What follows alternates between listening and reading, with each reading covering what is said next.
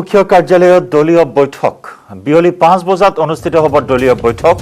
আমবাৰীস্থিত অগপৰ মুখ্য কাৰ্যালয়ত অনুষ্ঠিত হ'ব বৈঠক বৈঠকত উপস্থিত থাকিব অগপৰ শীৰ্ষ নেতা আৰু নৱনিৰ্বাচিত বিধায়কসকল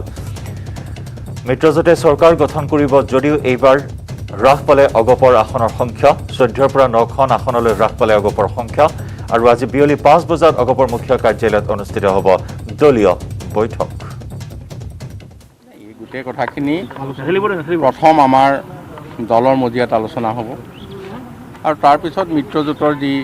বৈঠক হ'ব সেই বৈঠকত এই বিষয়ে নিশ্চয় এটা চূড়ান্ত ৰূপ পাব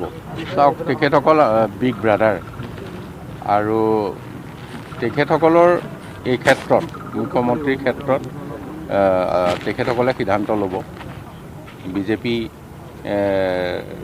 সংসদীয় বোৰ্ড বা তেখেতসকলৰ দলে যি ধৰণে সিদ্ধান্ত লয় পূৰ্বেও তেখেতসকলে লৈছে এইবাৰ আমি ভাবিছোঁ তেখেতসকলে সিদ্ধান্ত লয় বিচাৰিব লগা আৰু ইফালে ব্ৰহ্মপুত্ৰ গেষ্ট হাউচত বৈঠকৰ আহ্বান মুখ্যমন্ত্ৰী সৰ্বানন্দ সোণোৱালৰ বিজেপি নৱনিৰ্বাচিত বিধায়কসকলক বৈঠকলৈ আমন্ত্ৰণ মুখ্যমন্ত্ৰীৰ সৈতে বৈঠকত বহু গুৰুত্বপূৰ্ণ বিষয়ক লৈ আলোচনা হোৱাৰ সম্ভাৱনা মুখ্যমন্ত্ৰীক শুভেচ্ছা জনাবলৈ ইতিমধ্যে বহু বিধায়ক উপস্থিত হয় মুখ্যমন্ত্ৰীক শুভেচ্ছা জনাইছে বিধায়ক বিমল বৰাই ব্ৰহ্মপুত্ৰ গেষ্ট হাউচত উপস্থিত শান্তনু ভৰালী ঋষিকেশ গোস্বামী নৱনিৰ্বাচিত বিধায়কসকলক অভিনন্দন জনাব মুখ্যমন্ত্ৰীয়ে বৈঠকত শপত গ্ৰহণ আৰু মন্ত্ৰীসভা গঠনক লৈও আলোচনা হোৱাৰ সম্ভাৱনা আছে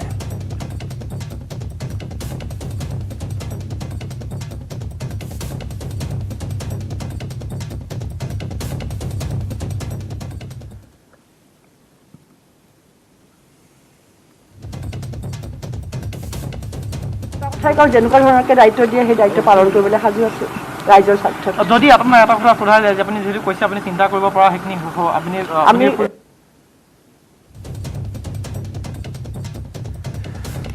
ব্ৰহ্মপুত্ৰ গেষ্ট হাউচত বৈঠকৰ আহ্বান ইতিমধ্যে একাংশ বিধায়ক উপস্থিত হৈছে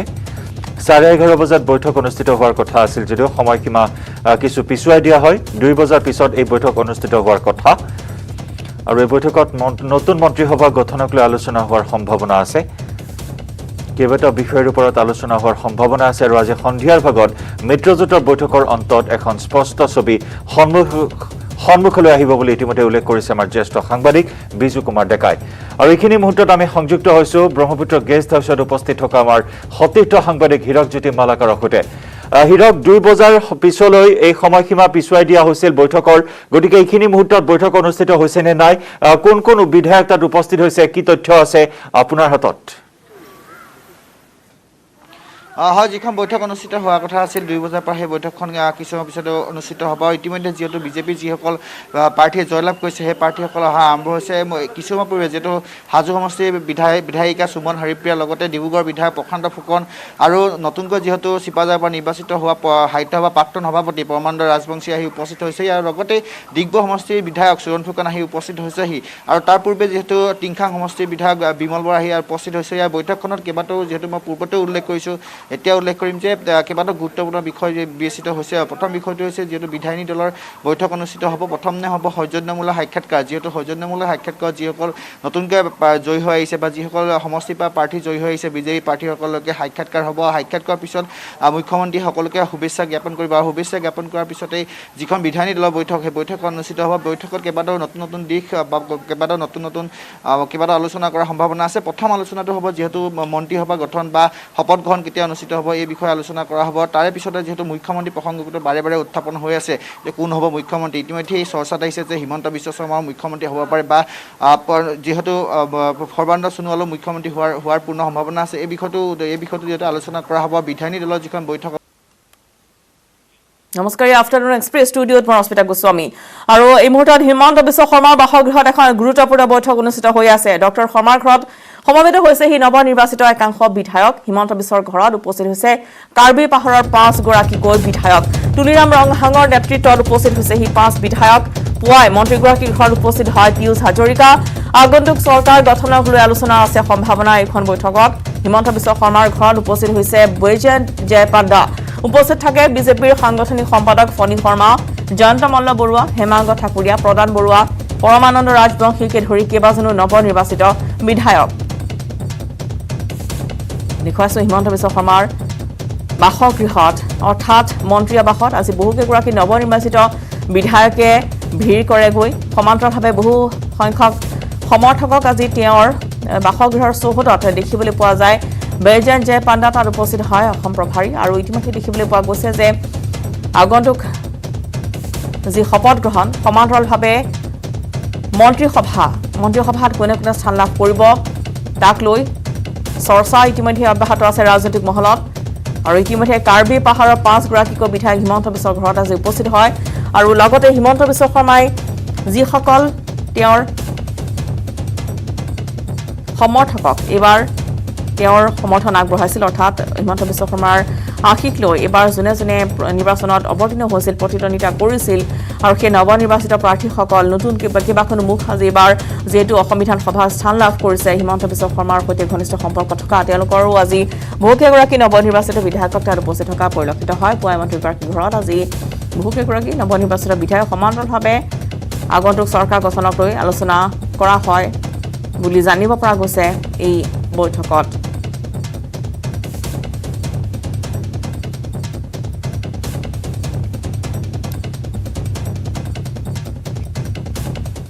মুখ্যমন্ত্ৰী কোন হ'ব সেয়া শীৰ্ষ নেতৃত্বইহে সিদ্ধান্ত ল'ব কংগ্ৰেছৰ যিসকলে ঘূৰা হ'বলৈ সাজু হৈছিল সকলো হাৰিলে আনকি দলটোৰ সভাপতিজনেই পৰাজিত হ'ল হিমন্ত বিশ্ব শৰ্মাৰ ঘৰত উপস্থিত হৈ মন্তব্য কৰে জয়ন্ত মল্লবৰুৱাই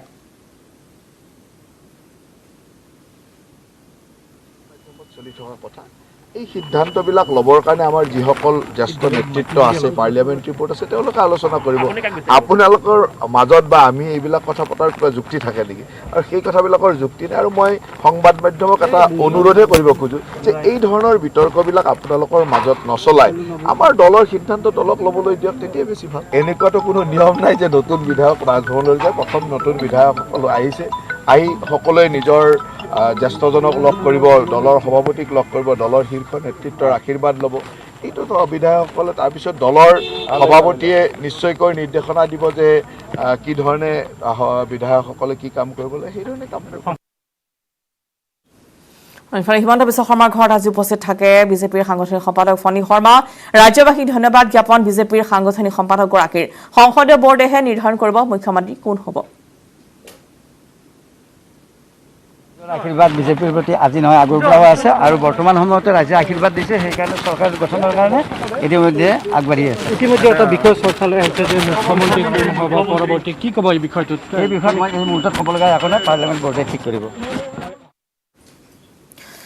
আৰু যি ব্ৰহ্মপুত্ৰ গেষ্ট হাউচত বৈঠকৰ আহ্বান জনাই মুখ্যমন্ত্ৰী সৰ্বানন্দ সোণোৱালে বিজেপিৰ নৱনিৰ্বাচিত বিধায়কসকলক বৈঠকলৈ আমন্ত্ৰণ মুখ্যমন্ত্ৰীৰ সৈতে বৈঠকত বহু গুৰুত্বপূৰ্ণ বিষয়ক লৈ হয় আলোচনা ব্ৰহ্মপুত্ৰ গেষ্ট হাউচত উপস্থিত থাকে বিধায়ক বিমল বৰা সুমন হৰিপ্ৰিয়া পৰমানন্দ ৰাজবংশী প্ৰশান্ত ফুকন সুৰেণ ফুকন ব্ৰহ্মপুত্ৰ গেষ্ট হাউচত উপস্থিত থাকে শান্তনু ভৰালী ঋষিকেশ গোস্বামী নৱনিৰ্বাচিত বিধায়কসকলক অভিনন্দন জনায় মুখ্যমন্ত্ৰীয়ে বৈঠকত শপত গ্ৰহণ আৰু মন্ত্ৰীসভা গঠনক লৈ আলোচনা হোৱাৰ আছে সম্ভাৱনা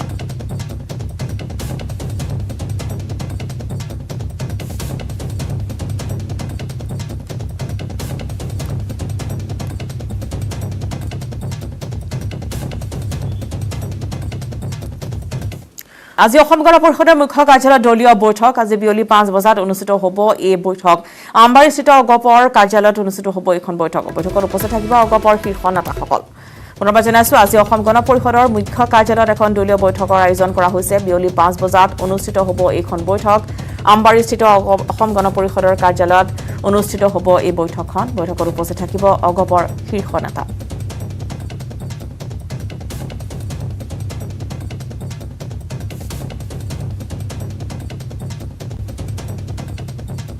কথাখিনি প্ৰথম আমাৰ দলৰ মজিয়াত আলোচনা হ'ব আৰু তাৰপিছত মিত্ৰজোঁটৰ যি বৈঠক হ'ব সেই বৈঠকত এই বিষয়ে নিশ্চয় এটা চূড়ান্ত ৰূপ পাব চাওক তেখেতসকল বিগ ব্ৰাদাৰ আৰু তেখেতসকলৰ এই ক্ষেত্ৰত মুখ্যমন্ত্ৰীৰ ক্ষেত্ৰত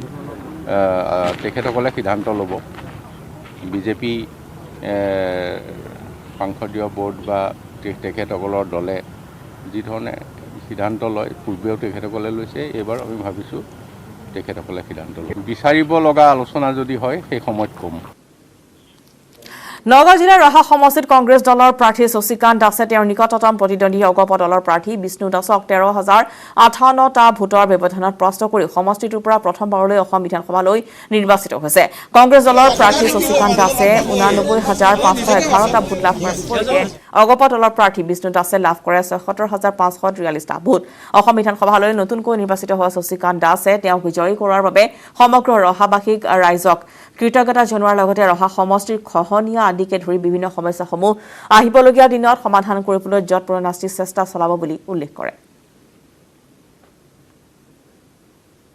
শশী দাসৰ বাসগৃহত আছো। এক উৎসৱমুখৰ পৰিৱেশ ইয়াত কোভিড প্ৰটকল মানে সকলো ৰাইজ আহি ইয়াত উপস্থিত হৈছে। কিছু ৰাইজ আহি উপস্থিত হৈছে। সামাজিক দূৰত্ব মানে সকলোৱে তেওঁক আচলতে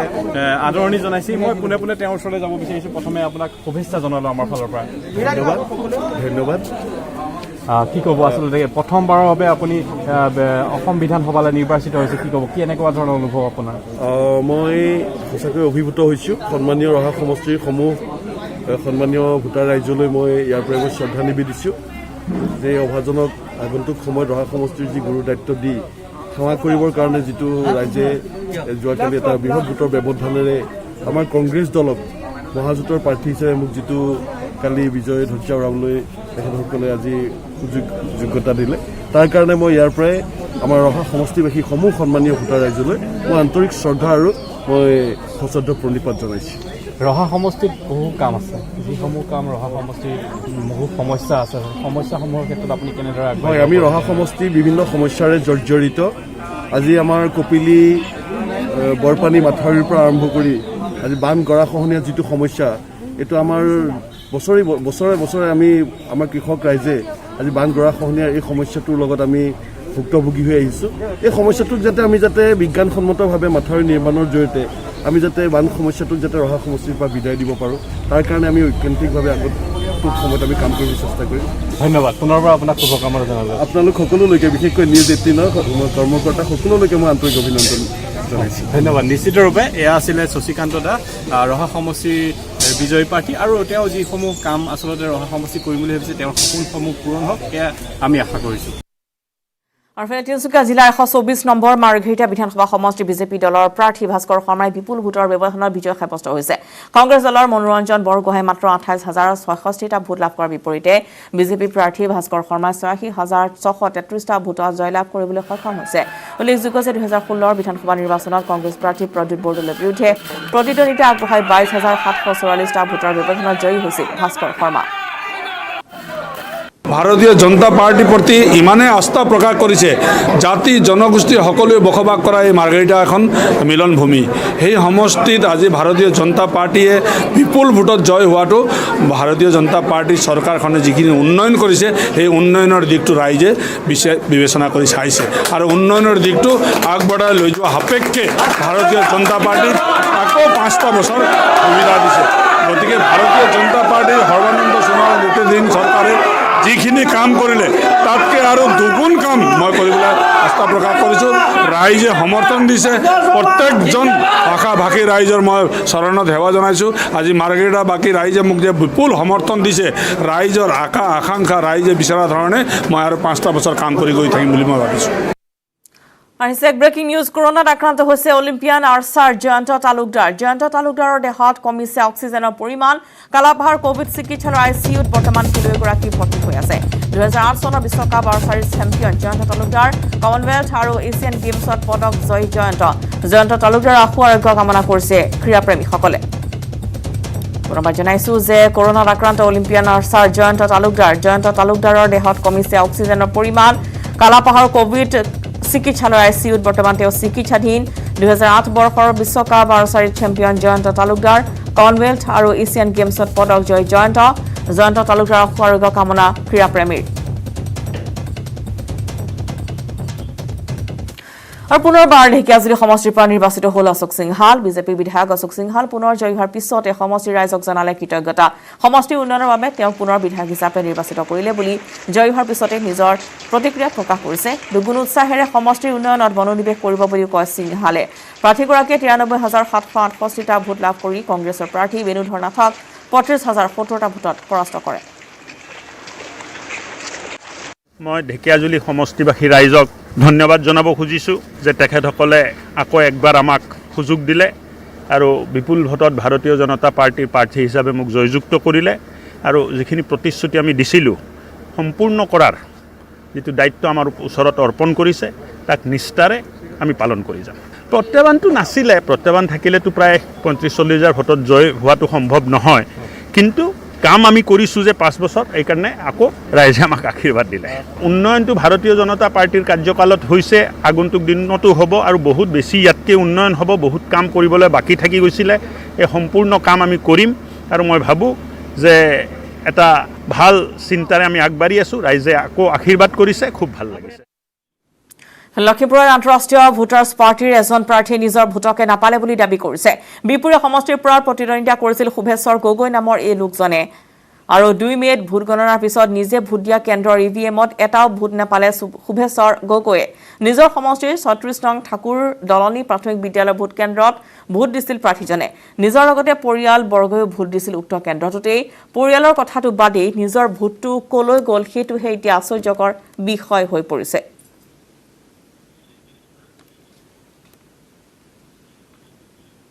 আৰু ইয়াৰ লগতে সময় হৈছে বাতৰি পাইতে বিদায় লোৱাৰ নমস্কাৰ